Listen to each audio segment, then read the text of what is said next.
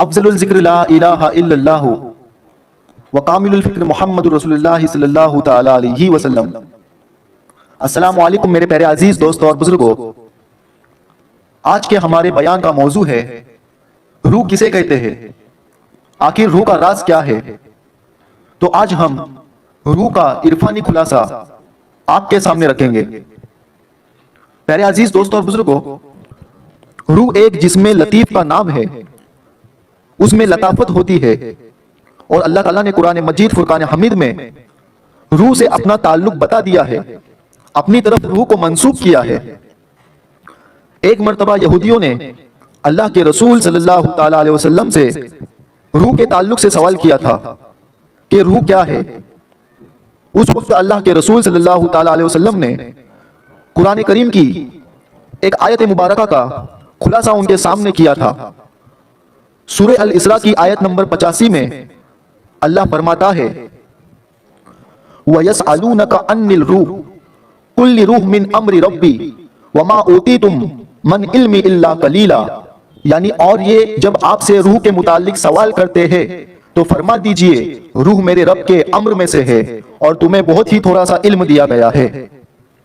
پیارے عزیز دوستوں اور بزرگوں، لفظ روح پر جب غور کرا جائے، یعنی اہل تصوف کے نزدیک لفظ روح پر جب آپ غور کریں گے تو روح کے بھید کھلنا شروع ہو جاتے ہیں، یعنی نام میں ہی پوشیدہ بات چھپی ہوئی ہے۔ لفظ روح میں 3 حرف ہوتے ہیں، یعنی رے، واو اور ہے۔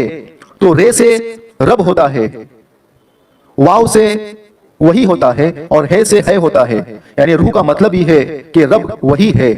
روح کا مطلب یہی ہے کہ رب وہی ہے، یعنی انسان کے جسم کا رب اس کی روح ہے جو جسم کی ربوبیت کرتی ہے، اور تمام روحوں کا رب اللہ ہے، اس لیے اسے رب الارباب کہتے ہیں۔ اللہ سبحانہ و تعالیٰ نے جب آدم علیہ السلام کا پتلا آپ کا جسم تیار فرمایا تھا، مکمل ہونے کے بعد فرشتوں کو حکم نہیں دیا کہ آدم کو سجدہ کرو۔ اللہ نے فرمایا جب میں وجود خاکی میں اپنی روح پھونک دوں تب آپ سجدے میں گر جانا۔ جب جسم خاکی میں اللہ کی روح داخل ہو گئی تب حکم ہوا کہ آدم کو سجدہ کیا جائے۔ وجود خاکی میں روح داخل ہونے کے بعد اللہ سبحانہ و تعالیٰ نے تالو سے روح کو وجود آدم میں داخل کرتے فرمایا۔ قرآن مجید فرقان حمید میں سورہ الحجر کی آیت نمبر 29 میں اللہ فرماتا ہے فَإِذَا سَوَيْتَهُ وَنَفَخْتُ فِيهِ مِن رُوحِي فَقَعُوا لَهُ السَّاجِدِينَ، یعنی جب ہم نے آدم کی ظاہری تشکیل کو کامل طور پر درست حلق میں لایا اور اس پیکر میں اپنی نورانی روح پھونک دی تو تم اس کے لیے سجدے میں گر پڑنا۔ پیارے عزیز دوستوں اور بزرگوں، اب مردہ خاکی جسم میں جان آ گئی، جو اندھا بھی تھا، بہرا بھی تھا، گونگا بھی تھا، نہ چل سکتا تھا، نہ اٹھ سکتا تھا، نہ بیٹھ سکتا تھا، نہ کچھ کھا پی سکتا تھا۔ اب روح داخل ہونے کے بعد اندھا دیکھنے لگا، بہرا سننے لگا، لنگڑا چلنے لگا، لولا پکڑنے لگا۔ اب اللہ سبحانہ و تعالیٰ نے اس روح کی عظمت کو بتانے کے لیے تمام فرشتوں کو اسے سجدہ کرنے کا حکم دیا تاکہ پتہ چل سکے کہ انسان کی عظمت والی، مرتبے والی چیز انسان کی روح ہے، انسان کے مرتبے کو بلند کرنے والی چیز انسان کی روح ہے۔ جب تک وجود آدم کے اندر روح داخل نہیں ہوئی تھی سجدہ کرنے کا حکم نہیں ہوا تھا۔ اب جب آدم کے پتلے کے اندر روح کو داخل فرمایا اسی وقت سجدہ کرنے کا حکم اللہ سبحانہ و تعالیٰ نے دیا۔ روح اللہ کے بہت بڑے رازوں میں سے ایک راز ہے۔ جب انسان کی موت ہو جاتی ہے تو اس انسان کے جسم کی موت ہو جاتی ہے، نہ کہ اس روح کی موت ہوتی ہے۔ دراصل جو انسان ہے وہ اس کی روح ہی ہے، اور اس روح کا لباس انسان کا جسم ہوتا ہے۔ جب انسان کی موت ہوتی ہے تب انسان کی آنکھ موجود ہے مگر وہ دیکھ نہیں پاتا، دیکھنے والا غائب ہوتا ہے۔ انسان کے کان ہوتے ہیں لیکن انسان سن نہیں پاتا کیونکہ سننے والا غائب ہوتا ہے۔ جب انسان کی زبان ہوتی ہے لیکن انسان بول نہیں پاتا کیونکہ بولنے والا غائب ہوتا ہے۔ انسان کے ہاتھ پیر تو موجود ہے مگر اس میں حرکت کرنے والا غائب ہوتا ہے، موجود نہیں ہوتا۔ جسم تو موجود ہے مگر جسم حرکت کرنا بند ہو جاتا ہے۔ پتا چلا جو اصل موجود تھا وہ روح تھی، جب یہ اس سے منتقل ہو گئی، نکل گئی، جسم کو چھوڑ دی تو جسم کی موت ہوئی، روح کی موت نہیں ہوتی۔ روح بقا ہے، روح اللہ کا امر ہے، اسے موت نہیں ہوتی۔ پیارے عزیز دوستوں اور بزرگوں، آخر یہ روح کیا چیز ہے، کیا شے ہے، آخر ہے تو بھی کیا ہے یہ جو نہ دکھ رہی ہے مگر اس کے اثرات، اس کے کام دکھ رہے ہیں؟ تو اس کے لیے ہمیں روح کو جاننے کے لیے روح کی گہرائی میں اترنا ہوتا ہے، اپنے عقل کو، اپنے شعور کو بیدار کرنا ہوتا ہے۔ جب آپ کہتے ہیں کہ یہ میں ہوں یعنی آپ اپنے اندر اشارہ کر رہے ہو، یہ میں ہوں، تو یہ میں ہوں یہ روح کی طرف آپ کا اشارہ منسوب ہوتا ہے۔ جو آپ کہہ رہے ہو کہ یہ میں ہوں وہی آپ کی روح ہے۔ آپ اس وقت جسم کو نہیں کہتے یہ میں ہوں، آپ اپنے اندر والی ذات سے، آپ اس روح سے مخاطب ہو رہے ہو۔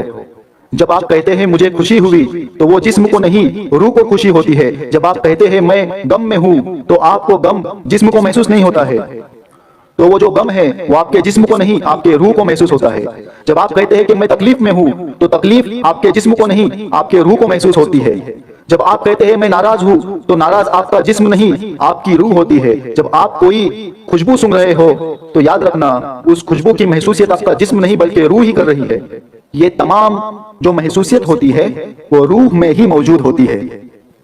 میرے عزیز دوستوں اور بزرگوں، اگر جسم میں روح نہ ہو تو یہ سارے احساسات بند ہو جاتے ہیں، کیونکہ یہ سارے احساسات روح میں ہی موجود ہوتے ہیں جو جسم میں آنے کے بعد ہوتے ہیں۔ ہم سمجھتے ہیں کہ جسم کر رہا ہے مگر جسم نہیں، جسم ایک خالص ایک خاک کا لباس ہے، ایک خاک کا پتلا ہے۔ میرے عزیز دوستوں اور بزرگوں، جب ہم سو جاتے ہیں، گہری نیند میں ہوتے ہیں، تب ہمارا جسم ہمارے قابو سے چلا جاتا ہے، یہی روح کے قابو سے چلا جاتا ہے۔ ہمارا جسم بے سود پڑا ہوتا ہے، بے ہوش پڑا ہوتا ہے۔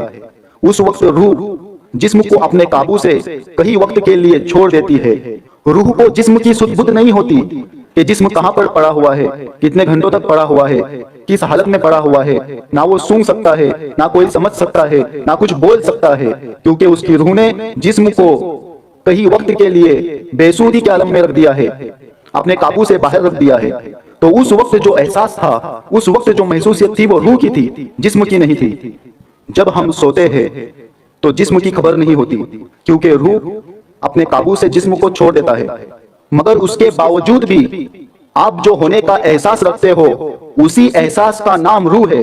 یہ جملہ میں دوبارہ آپ کے سامنے پیش کروں گا کہ نیند کے عالم میں جب آپ کی روح جسم کو چھوڑ دیتی ہے، یعنی اپنے قابو سے چھوڑ دیتی ہے، اپنے کنٹرول سے چھوڑ دیتی ہے، اس وقت آپ کو جسم ہونے کا احساس نہیں ہوتا، لیکن اس کے باوجود بھی آپ کے جو ہونے کا احساس ہوتا ہے نا، اسی کا نام روح ہے۔ جسم سو جاتا ہے مگر روح نہیں سوتی، روح تو آپ کے جسم کی حفاظت کر رہی ہے۔ اسی لیے روح خدا کا امر ہے، خدا کے امر میں سے ہے۔ یہی روح، اسی روح میں بہت بڑی طاقت و قوت ہوتی ہے۔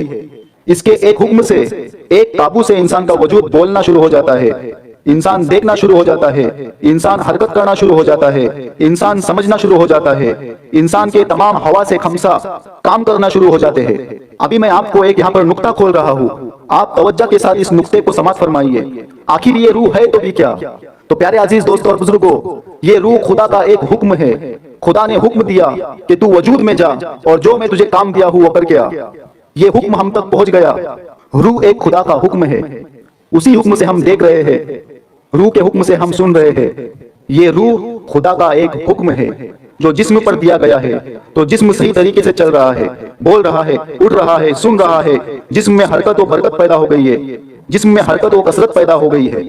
اللہ نے روح کو حکم دیا، حکم دیتے ہی وجودوں کے اندر آ گئی، اور وجود اب حرکت میں ہے، کثرت میں ہے، سوچ رہے ہیں، سمجھ رہے ہیں، دیکھ رہے ہیں، بول رہے ہیں، احساس کر رہے ہیں۔ عقل، فہم، علم، معلومات، تعلیم، جانتا پن، ہے پن، میں پن، یہ تمام کیفیت یہ ایک اللہ کا حکم ہے، اور روح ہی ایک اللہ کا ایک حکم ہے۔ اس حکم سے یہ خاکی پتلا چل رہا ہے، اٹھ رہا ہے، پھر رہا ہے، سمجھ رہا ہے، بول رہا ہے، محسوس کر رہا ہے۔ اسی روح میں بہت ساری طاقت و توانائی ہوتی ہے، قوت ہوتی ہے، مگر اس روحانی قوت کو حاصل کرنے والے اولیاء کاملین تھے۔ جو کام جنات نہیں کر سکتے وہ انسان کی روح کر سکتی ہے، جو کام فرشتے نہیں کر سکتے وہ کام انسان کی روح کر سکتی ہے۔ اور اس کا خلاصہ قرآن مجید فرقان حمید میں ہوا ہے۔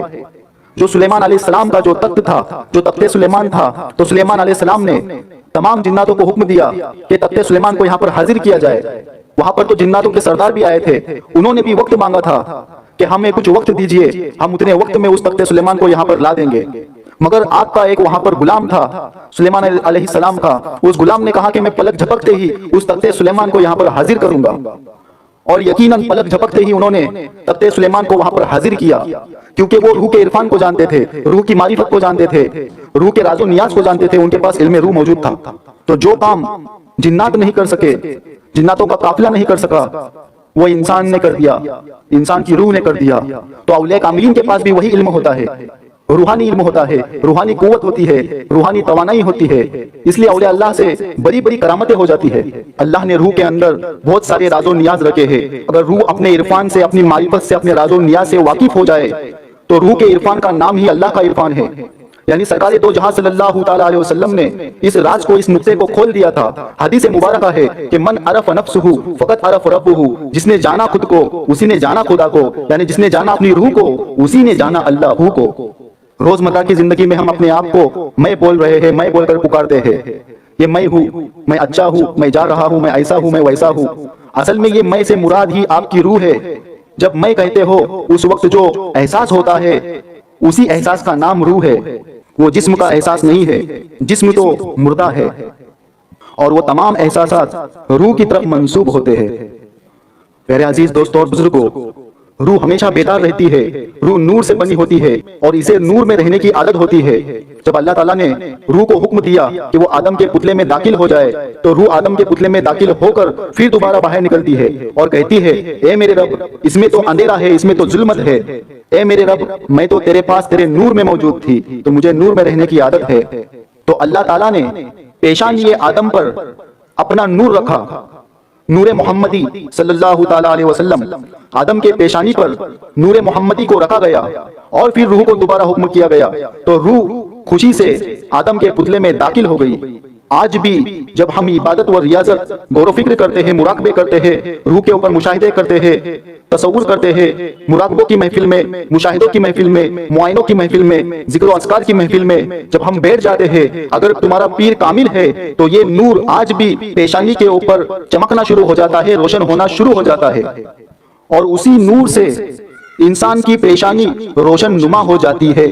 آج بھی وہ نور آدم کے پیشانی پر موجود ہے، مگر جو بے خبر ہے انہیں کچھ بھی خبر نہیں ہے، جن کے پاس پیر و مرشد نہیں ہے، جن کا کوئی رہبر نہیں ہے، جن کو روحانیت کا علم نہیں حاصل ہوا، جن کو طریقت سے جو وابستہ نہیں ہوئے ہیں، ان کے لیے وہ نظر نہیں آ سکتا۔ وہ تو ان کی روح ظلمت میں ہے، اندھیرے میں ہے، ان کی روح نفس کے مقام پر آ کے ٹھہر گئی ہے اور وہ نفس کے اندھیرے میں ہے۔ میرے عزیز دوستوں اور بزرگوں، اس نور کو دو جگہ پر ہی دیکھا جا سکتا ہے۔ ایک تو آپ جب نیند میں رہیں گے، خواب میں رہیں گے، تو اس وقت جب روح اپنے جسم کو قابو سے چھوڑ دیتی ہے تب انسان کی پیشانی پر وہ روشن ہو جاتا ہے۔ اور دوسری مراقبے کی حالت میں، جب ہم ہمارے وجود کے اوپر مراقبے میں بیٹھ جاتے ہیں، روحانی مراقبہ کرتے ہیں، اپنی روح کی گہرائیوں میں اترنا شروع ہو جاتے ہیں، اس وقت یہ انسان کی پیشانی پر یہ نور چمکنا شروع ہو جاتا ہے۔ میرے عزیز دوستوں اور بزرگوں، اللہ نے روح کو نور سے تعمیر کیا ہے۔ نور میں رہنا، روح کی نسبت ہی اللہ کے نور سے ہے اور اللہ کے نور سے ہی روح کا تعلق ہے۔ اب اللہ نے اس نوری روح کا مقام جسم میں رکھا ہے۔ تیرے تن میں ہے نوری ستارہ، ذکر ہو ہے اس کا گزارا۔ میرے عزیز دوستوں اور بزرگوں، اللہ نے روح کو نور سے تعمیر کیا ہے۔ نور میں رہنا روح کی نسبت ہے، روح کی نسبت ہی اللہ کے نور سے ہے، اللہ کے نور سے ہی روح کا تعلق ہے۔ اب اللہ نے اس نوری روح کا مقام جسم میں رکھا ہے اور اسے ایک مثال سے قرآن مجید فرقان حمید میں پیش کیا ہے، جیسا کہ سورہ نور کی 35ویں آیت میں اللہ نے اس کی مثال پیش کی ہے۔ اللہ سبحانہ و تعالی قرآن مجید فرقان حمید میں سورہ نور میں آیت نمبر 35 کے اندر فرماتا ہے کہ اللہ آسمانوں اور زمینوں کو روشن کرنے والا ہے۔ اس کے نور کی مثال ایسی ہے جیسے ایک تاک ہو جس میں چراغ ہے، وہ چراغ ایک فانوس میں ہے، وہ فانوس گویا ایک موتی کی طرح چمکتا ہوا ستارہ ہے جو زیتون کے برکت والے درخت سے روشن ہوتا ہے، جو نہ مشرق والا ہے اور نہ مغرب والا ہے، قریب اس کا تیل بھڑک اٹھے اسے آگ نہ چھوئے۔ نور پر نور ہے، اللہ اپنے نور کی راہ دکھاتا ہے جسے چاہتا ہے، اور اللہ لوگوں کے لیے مثالیں بیان فرماتا ہے، اور اللہ ہر شے کو خوب جانتا ہے۔ پیارے عزیز دوستوں اور بزرگوں، یہاں پر تاک، چراغ اور روشنی کا ذکر کیا گیا ہے۔ تاک سے مراد انسان کا خاکی جسم اور انسان کا جو دل ہے وہ ایک چراغ ہے، اور جو لو ہوتی ہے जो लो जल रही है, रोशन हो रही है, वो रूह है। और चिराग के ऊपर जो कांच लगा है, जिसे हम जार या चिराग न बुझने वाला एक ऐसा कवर होता है, अक्सर हम फानूस में देखते हैं, यानी चिराग के ऊपर का जार को कांचनुमा होता है, वो इंसान का नफ्स होता है। अब अगर उस कांचनुमा जार पर सियाहपन आ जाए, कार्बन लग जाए, तो उस चिराग की रोशनी बाहर नहीं आ पाती। अब जो इंसान का नफ्स है, वो रूह को दुनिया की लज्जतों में, दुनिया की तरफ, जुल्मत की तरफ मंसूब करवाता है। यानी रूह के रोशनी की जो लहर है, वो खुदा के नूर से नहीं मिलती। रूह के रोशनी की जो किरणें हैं, वो अल्लाह के नूर से नहीं मिलती, वो नफ्स पर ही अटक जाती है। क्योंकि इंसान दुनिया की लज्जतों में, दुनिया की ख्वाहिशात में मरना शुरू हो जाता है। अब उसका नफ्स उसके रूह को जुल्मत में ला रहा है। अब वो नूर से जुल्मत की तरफ लाता है, और वो उल्वी से सिफली के मुकाम पर आ जाती है उसकी रूह, यानी आला से अदना मुकाम पर वो उसकी रूह आ जाती है। मेरे अजीज दोस्तों और बुजुर्गों, पीरे कामिल मुरीद के रूह पर और रूह के जो आज़ा है, यानी उन्हें लताइफ कहते हैं, उन लताइफ पर तवज्जो खास अता फरमाता है।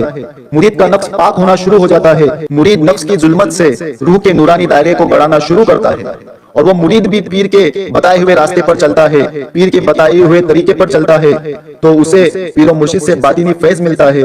पीर की रूह की जो रोशनी है, वो मुरीद की रूह की रोशनी में मिल जाती है। अब जो वो चिराग पर लगा काशनुमा जार, यानी नफ्स पर से सिया कचरा कार्बन हटना शुरू हो जाता है, यानी मुरीद का नफ्स पाक होना शुरू हो जाता है, और अंदर जो रूह की रोशनी है, वो बाहर आना शुरू हो जाती है। यानी जैसे जैसे दिल के अंदर पीर और मुर्शिद की मोहब्बत आना शुरू हो जाती है, अहले बैत आधार की मोहब्बत आना शुरू हो जाती है, मुरीद कामिल जिक्र फिक्र और तसव्वुर की पाबंदी करता है, तो उसका नफ्स जो है जुल्मत से रूह को छोड़ देता है। यानी जैसे जैसे मुरीद अपने पीरो मुर्शिद से मोहब्बत करता है, उनके बताए हुए रास्तों पर चलता है, जिक्र फिक्र करता है, तसव्वुर करता है, तो उसके रूह का नूरानी दायरा बढ़ना शुरू हो जाता है। यानी जैसे जैसे चिराग की लो बढ़ना शुरू हो जाती है, नूर भी बढ़ना शुरू हो जाता है, और वो चिराग नूरुल आला नूर हो जाता है, यानी वो मुरीद नूरुल आला नूर बन जाता है। और अगर नूर का इहाता मुरीद के वजूद में बढ़ना शुरू हो गया, नफ्स पाक हो गया, तो उस नूर का कनेक्शन अल्लाह से हो जाता है, अल्लाह के नूर से हो जाता है। फिर वो मुरीद पर अल्लाह की तरफ से इल्हामात आना शुरू हो जाते हैं, यानी उसकी रूह पर इल्हामात आना शुरू हो जाते हैं। फिर उस रूह के ऊपर अल्लाह की मारिफत खुलना शुरू हो जाती है, रूह का इरफान खुलना शुरू हो जाता है। और पीरो मुर्शिद की रहनुमाई अगर कामिल हो, तो उसे इल्मे लदुन्नी भी अता हो जाता है। रूह के अंदर लताफत पैदा होने से रूह की लताफत कसाफत को दूर कर देती है, और बंदे की रहनुमाई का नूर अल्लाह के नूर से मिल जाता है, और बंदा नूरुल अला नूर बन जाता है। सारे असरात इंसान की रूह में होते हैं। प्यारे अजीज दोस्तों और बुजुर्गों, दरअसल रूह क्या है? रूह दिखती क्यों नहीं? रूह को कैसे महसूस करे? आज तक जितने भी महसूसियत हमने महसूस किए, दरअसल वो रूह ने ही महसूस किया। जिस्म कुछ भी महसूस नहीं कर सकता, न जान सकता है, न इल्म रख सकता है, न समझ सकता है। जो कुछ भी पाया जाता है, वो सारा का सारा रूह में ही पाया जाता है। जिस्म तो बेजान है, बेजान चीज कैसे किसी को महसूस कर सकती है? आज तक महसूस करने वाला, इल्म रखने वाला, जानने वाला, पहचानने वाला, मालूमात रखने वाला, समझ रखने वाला, फहम रखने वाला, देखने वाला, बोलने वाला, सुनने वाला जिस्म नहीं, बल्कि वो सिर्फ और सिर्फ रूह ही थी। और वो रूह ही है जो हर चीज को महसूस कर रही है। इंसान के जो हवा से खमसा है, ये हवा से खमसा जिस्म के नहीं, बल्कि रूह के ही है। रूह को महसूस करने की जरूरत नहीं, बल्कि अब तक रूह ही सब कुछ महसूस कर रही है। जिस्म तो सिर्फ एक मिट्टी से बना हुआ पुतला है, वो महसूस नहीं कर सकता किसी भी चीज को, किसी भी एहसासात को, बल्कि रूह ही जिंदा वो जाविद होती है जो सब कुछ आज तक महसूस करते आ रही है। आपके रूह की शक्ल आप ही की तरह होती है।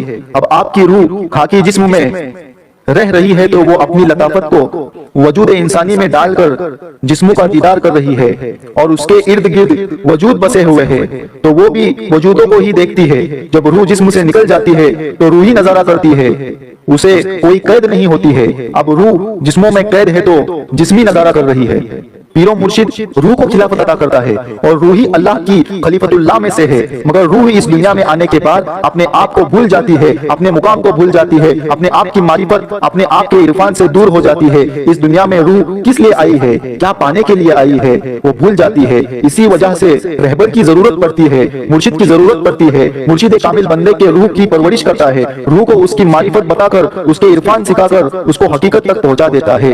पीरो मुर्शिद बंदे की रूह को वहदत की राह दिखाता है। मुर्शिद की जरूरत इसलिए पड़ती है कि वो बंदे की रूह को आला से आला मुकाम तक पहुंचा दे। मेरे अजीज दोस्तों और बुजुर्गों, अब यहाँ पर एक खास बात अर्ज करना चाहता हूँ। रूह जो है वो नफ्स के मुकाम पर आके टहल जाती है, रुक जाती है, और नफ्स के मुकाम के अंदर लज्जत रखी हुई है, ख्वाहिशात रखी हुई है। अब रूह नफ्स की उस लज्जतों में, ख्वाहिशात में, लालच में खो जाती है, फिर वो अपने मुकाम को भूल जाती है। अब उस रूह को अपनी हकीकत जानने के लिए, खुद की हकीकत जानने के लिए बैत शर्त की गई है। अगर किसी को जानना है रूह क्या है, उसके लिए बैत फर्ज है।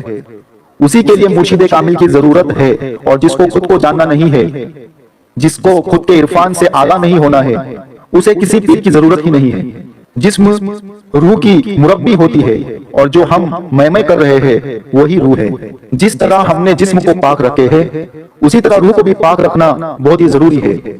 रूह अपने पीर के तसव्वुर से पाक हो जाती है।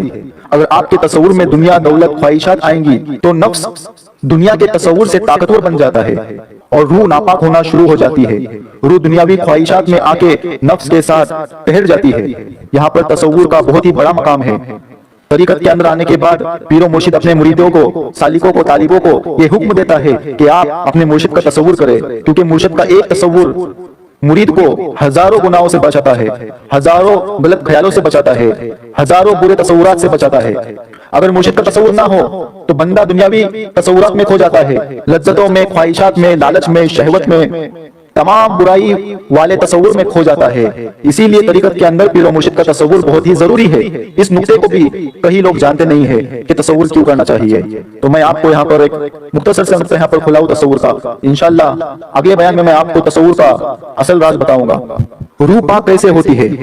रूह पाक होने के लिए अपने शेख, अपने पीरो मुर्शिद का तसव्वुर, पीरो मुर्शिद के तसव्वुर से, पीरो मुर्शिद की सच्ची मोहब्बत से, फनाफी शेख से रूह पाक हो जाती है। सबसे बड़ी रूह इंसानी होती है। दुनिया में कई किस्म के रूहें मौजूद होती है, रूह जमाती, रूह नबाती, रूह हैवानी और रूह इंसानी। इनमें सबसे बड़ा मुकाम रूह इंसानी का होता है, और इंसान ये तीनों मुकाम से गुजरा है और रूह इंसान के मुकाम को हासिल की है। इसीलिए रूह इंसानी का नाम ही इंसान है। प्यारे अजीज दोस्तों और बुजुर्गों, रूह का ताल्लुक अर्श से होता है, जिस्म का ताल्लुक फर्श से होता है। जिस्म को जमीनी मिट्टी से बनाया गया है, रूह को अल्लाह के नूर से बनाया गया है। अब जिसका जो वतन है वो वही मिल जाता है। जब इंसान का वजूद रूह छोड़ देती है तो उस वजूद को दफनाया जाता है। जब किसी का इंतकाल होता है, जब रूह निकल जाती है, मुंतकिल हो जाती है, इंतकाल कर जाती है, तो उस बंदे के जिस्म को दफनाया जाता है। और दफनाते वक्त जब मट्टी देते हैं तो उस वक्त कहा जाता है, मिनहा खलकनाकुम व फीहा नुईदुकुम व मिनहा नुखरिजुकुम तारतन उखरा। हमने जमीन ही से तुम्हें बनाया और इसी में तुम्हें फिर ले जाएंगे और इसी से तुमको दोबारा निकालेंगे। जब खाकी जिस्म को खाक में मिलाया तब तमाम लोग मट्टी देते वक्त ये पढ़ते हैं कि जहां की मिट्टी वहीं पर और उसी मिट्टी से उठाया जाएगा।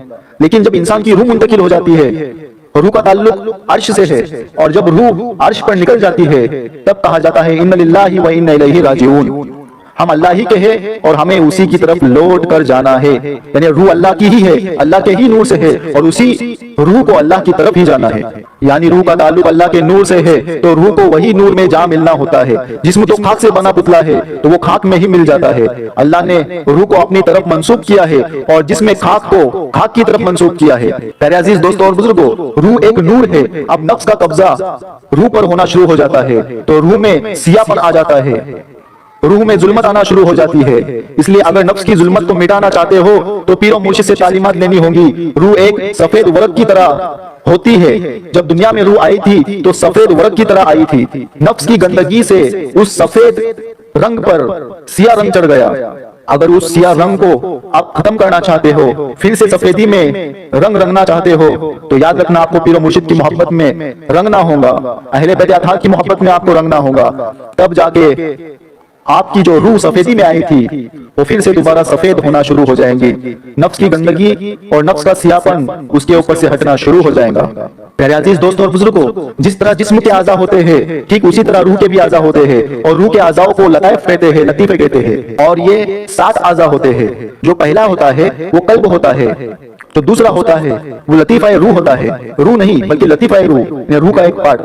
تیسرا جو ہوتا ہے وہ سری ہوتا ہے، اس کے بعد خفی ہوتا ہے، اخفا ہوتا ہے، نفس ہوتا ہے اور انا ہوتا ہے۔ یہ روح کے اعضاء ہوتے ہیں۔ اگر ان کی پرورش کرنی ہے، ان کو نورانی کرنا ہے تو آپ کو مرشد کی ضرورت ہوتی ہے۔ مرشد سے ان لطائفوں کی تعلیمات کو لے کر لطائفوں کو نورانی کرنا ہوتا ہے۔ مرشد پاک ان لطائفوں کے راز و رموز مرید کے سینے پر کھول دیتا ہے، لطائفوں کے عرفان کو کھولتا ہے، ان کی معرفت کو کھولتا ہے، ان لطائفوں کو بیداریت میں لانے کے لیے مشاہدے کرواتا ہے، معائنے کرواتا ہے، ذکر و اذکار کرواتا ہے، مراقبے کرواتا ہے۔ اس کی برکت سے اور اس کی محنت سے انسان کے تمام لطائف روشن ہو جاتے ہیں۔ اگر وہ تمام روح کے اعضاء روشن ہو گئے تو یاد رکھنا آپ کی روح میں اجالا پیدا ہوا، روشنی پیدا ہو گئی۔ میرے عزیز دوستوں اور بزرگوں، پیر کامل اپنے مرید پر روح کے لطائفوں کے عرفانی اور معرفتی نقطوں کو کھول دیتا ہے۔ جب مرید لطیفوں کے اور روح کے عرفانی رمز کو حاصل کرتا ہے، اس کی گہرائی میں جاتا ہے، روحانیت میں کھو جاتا ہے، اسے روحوں کے بارے میں سمجھنا شروع ہو جاتا ہے، وہ روحوں کے عرفانی اور روحوں کے باطنی راز کو جاننا شروع ہو جاتا ہے، اور اسی کو علم روحانیت کہتے ہیں۔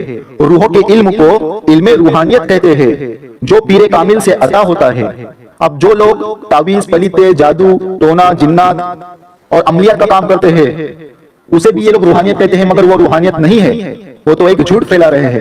روحانیت، روحوں کی تعلیمات کو روحانیت کہتے ہیں۔ جس طرح جسم کی بیماریاں ہوتی ہے، اسی طرح روح کے بھی بے شمار بیماریاں ہوتی ہے۔ روح کی بیماریاں حسد، تکبر، گیرہ، غیبت کرنا، ہوس، بغض وغیرہ، یہ سب روح کی بیماریاں ہوتی ہے، کیونکہ روح یہ سب اپنے آپ کو جسم سمجھ کر کرتی ہے۔ روح کو روح کی حقیقت نہیں پتا ہوتی ہے، وہ حقیقت پیر و مرشد کھول دیتا ہے۔